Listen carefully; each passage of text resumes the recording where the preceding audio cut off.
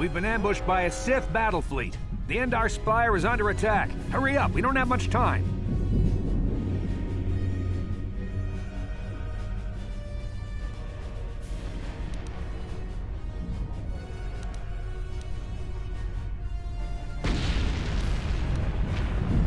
I'm Trask Ulgo, ensign with the Republic Fleet.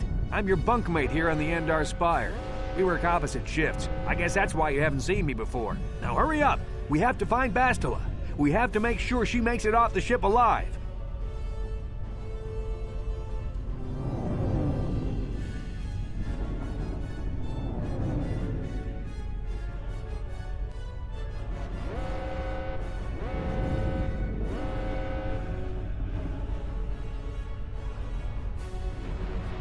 Bastila is the commanding officer on the Endar Spire.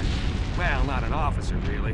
But she's the one in charge of this mission. One of our primary duties is to guarantee her survival in the event of an enemy attack. You swore an oath just like everyone else on this mission. Now it's time to make good on that oath. I've heard all about your reputation. Elite combat training, tops in your class. It's no wonder you were handpicked for this mission. Word is the officers haven't seen a recruit with your kind of potential in 20 years. But all that potential doesn't mean a thing if you can't deliver when it counts. We're soldiers. We're trained for combat. Bastila is going to need men and women like us at her side during this attack.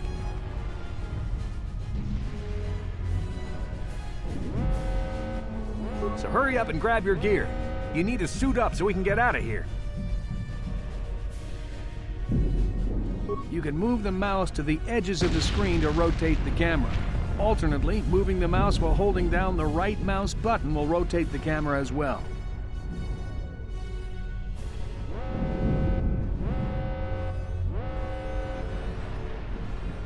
To move towards the footlocker, hold down the right mouse button and face the camera towards it. Then hold down the left mouse button as well to cause the character to run forward. You can left-click on an object to select it. Once the footlocker is selected, left-click on it again to perform the default action and open it.